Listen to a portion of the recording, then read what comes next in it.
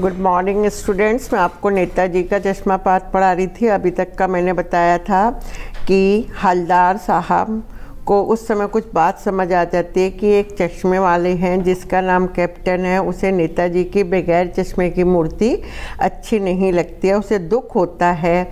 वह चश्मे के बगैर नेताजी को उसे ऐसा लगता है कि असुविधा हो रही है, इसलिए वह अपनी छोटी सी दुकान में उपलब्ध गिने चुने चश्मे में से एक चश्मा उठाकर नेताजी की मूर्ति पर लगा देता है। और जब कोई ग्राहक उस फ्रेम की डिमांड करता है कि मुझे ऐसा चश्मा चाहिए, तो वो चश्मा उतार कर उस ग्राहक को दे देता है और उसकी जगह दूसरा नेताजी की मूर्ति पर चश्मा लगा देता है और उसे फ्रेम भी बदला हुआ होता है। यहाँ तक पढ़ाया, आगे मैं बताती हूँ। कैप्टन नेताजी के प्रति प्रेम, आदर एवं श्रद्धा का भाव रखता था। अब यहाँ कैप्टन क्या है, नेताजी के प्रति प्रेम, श्रद्धा और आदर का भाव रख रहा है, इसलिए वह मूर्ति पर चश्मा लगा देता है। यहाँ हलदार साहब को पता चल जाता है कि कैप्टन नेताजी के प्रति प्रेम, श्रद्धा और आदर का भाव रखता है, इसीलिए वह मूर्ति पर चश्मा लगा देता है। किंतु जब किसी ग्राहक को वह चश्मा पसंद आ जाता है तो मजबूरन वही ग्राहक को दे देता है और इसमें वह नेताजी से क्षमा भी मांग लेता है। अब आगे हलदार साहब को यह सब कुछ बड़ा विचित्र और कौतूहल भरा लगता है। हलदार साहब को क्या है, ये सब कुछ बड़ा विस्मित और कौतूहल भरा लगना मतलब आश्चर्य युक्त लगता है। तो यहाँ पे पहले वर्ड मीनिंग ले लेती हूँ। रियल कहते हैं वास्तविक, निष्कर्ष कहते हैं सार, दरकार कहते हैं आवश्यक, आइडिया कहते हैं विचार, सराहनीय प्रशंसनीय, लक्षित किया देखा और गुजरना जाना, ठूसा हुआ भरा हुआ, गिराक खरीद कर। तो अब यहाँ पे क्या है देखते हैं। और क्या है, किसी ग्राहक को जब वो चश्मा पसंद आ जाता है तो वो उनको दे देता है। हलदार साहब को ये सब बहुत ही विचित्र और कौतूहल बनता है। इन्हीं ख्यालों में खोए खोए पान के पैसे चुकाकर चश्मे वाले की देशभक्ति के समक्ष नतमस्तक होते वह जीप की तरफ चल पड़ते हैं। इन्हीं ख्यालों में खोए हुए हलदार साहब क्या होते हैं, उसके पैसे चुकाते हैं और चश्मे वाले की देशभक्ति के समक्ष नतमस्तक होते हुए उसे प्रणाम करते हुए वो अपनी जीप की तरफ चल पड़ते हैं। फिर रुकते हैं, फिर पीछे मुड़ते हैं और पान वाले के पास जाकर पूछते हैं, क्या चश्मे वाला नेताजी का साथी है?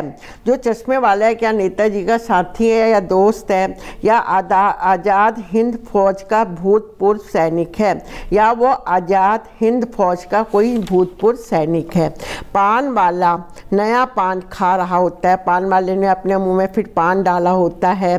पान पकड़ने अपने हाथों को मुंह में से 1.5 इंच दूर रोककर उसने हलदार साहब को ध्यान से देखा। पान पकड़े अपने हाथ को मुंह से थोड़ी 1.5 इंच की दूरी पर रखकर उसने हलदार साहब की ओर ध्यान से देखता है।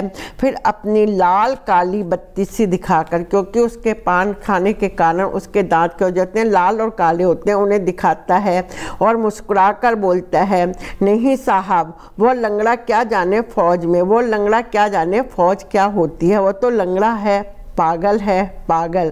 वह देखो वह आ रहा है। उसी समय वो वहाँ से चश्मे वाला आ रहा होता है। आप उसी से बात कर लो, फ़ोटो वोटो छपवा दो उसकी कहीं पे। और मजाक करते हुए कहते हैं आप उससे बात कर लो और उसकी फ़ोटो लेकर किसी जगह उसे छपवा दीजिए। इसका पहला क्वेश्चन है, हलदार साहब को कौन सी बात विचित्र और कौतूहल भरी लग रही थी? नेताजी सदा चश्मे का प्रयोग करते थे, ऐसे में मूर्तिकार द्वारा नेताजी की मूर्ति पर चश्मा न बनाना विचित्र लग रहा था। कैप्टन नामक चश्मे वाले उस मूर्ति पर चश्मा लगाता है और बदलता रहता है, यह बात उन्हें कौतूहल भरी लग रही थी। दूसरा प्रश्न है, हलदार साहब ने चश्मे वाले के बारे में क्या अनुमान लगाया? वह सत्य के कितने निकट था? हलदार साहब ने चश्मे वाले के बारे में अनुमान लगाया कि वह जरूर नेताजी का साथी होगा, जिसने आज़ादी की लड़ाई में नेताजी का साथ दिया होगा। वह आज भी नेताजी के प्रति सम्मान और श्रद्धा रखता है। हालांकि यह अनुमान सत्य के निकट न था, यह अनुमान सत्य नहीं निकला था। फौजी शब्द सुनकर पान वाले को क्यों हंसी आ गई? फौजी शब्द सुनकर पान वाला इसलिए हंस पड़ा होगा क्योंकि चश्मे वाले की शारीरिक बनावट ऐसी नहीं थी कि वह फौज में जा सके। फौजी शब्द चश्मे वाले के लिए व्यंग जैसा लग रहा था। मैंने आज यहाँ तक पढ़ाया है, इसके आगे का मैं आप कल पढ़ाऊँगी।